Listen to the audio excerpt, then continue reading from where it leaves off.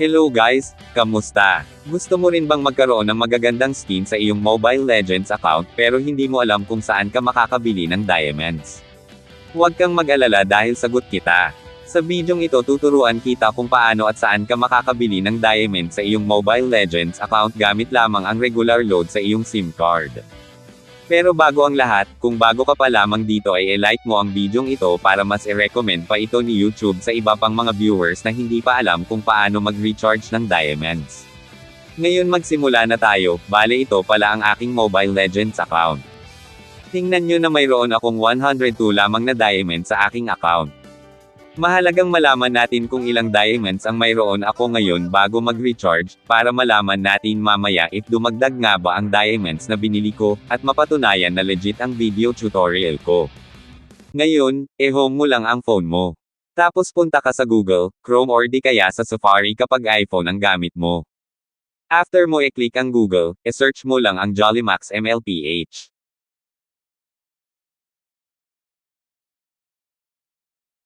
At kapag lumabas na ito ay pindutin ang Jollymax, at kusa ka na nitong dadalhin sa Diamond Store nila.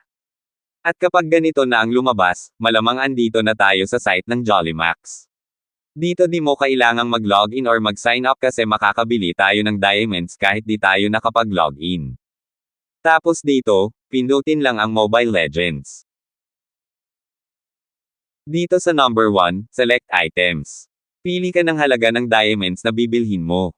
Pwede kang bumili dito ng 10 diamonds. At ang 10 diamonds ay nagkakahalaga lamang ng 16 pesos na regular load sa ating SIM card. Pwede ka rin pumili dito ng 22 diamonds. O di kaya ay 56 diamonds. At marami ka pang pagpipilian na malalaking halaga basta kaya mo lang itong bayaran gamit ang regular load sa iyong SIM card. Dito nga ay 10 diamonds ang bibilhin ko. Tapos kapag nakapili ka na ng halaga ng diamonds na bibilhin mo, ay scroll up mo lang. Tapos dito sa number 2 ay ang payment method, ano ang gagamitin mong pambayad. Dito may mapipili ka tulad ng GCash, PayMaya, GrabPay at iba pa.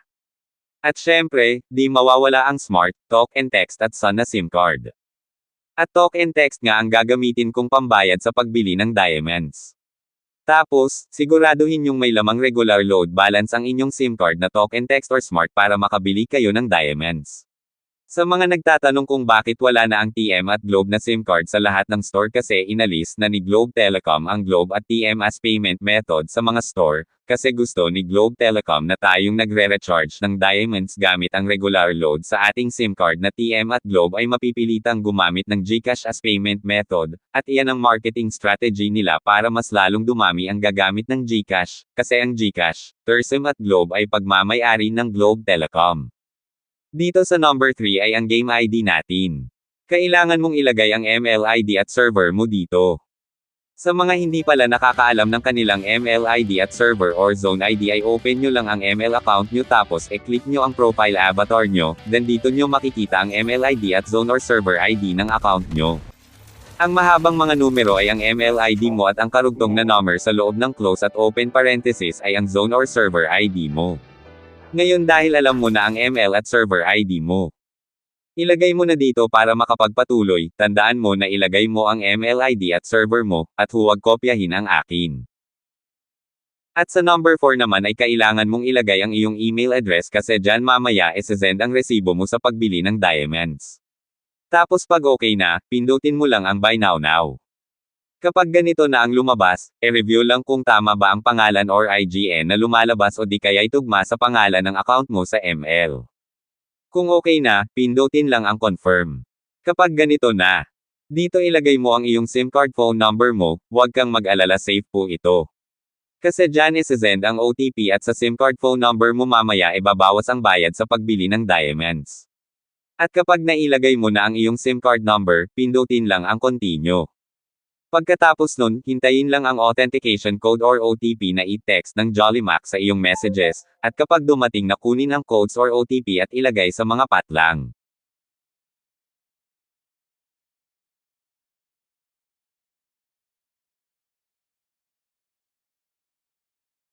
At kapag nakuha at nailagay mo na, pindutin lang ang continue. At ayan guys, tagumpay ang pagbili ko ng diamonds. Bumawas na ang 16 pesos na regular load ko sa aking SIM card kapalit ng 11 diamonds. Sabi dito, successful na ang pagbili ng diamonds. Ngayon para malaman kung pumasok na talaga ang diamonds sa account ko is, close lang lahat ng apps pati na rin ang Mobile Legends app natin at i-restart o open ulit. Hintayin lang ang loading. At ayan na nga guys, pumasok na ang 11 diamonds na binili ko. Di ba kanina ay mayroon lamang akong 102 na diamonds at ngayon ay naging 113 diamonds na. So ayan lang guys, kung nakatulong sa iyo ang bidyong ito like mo naman para mas i-recommend pa ito ni YouTube sa iba pang viewers. Salamat!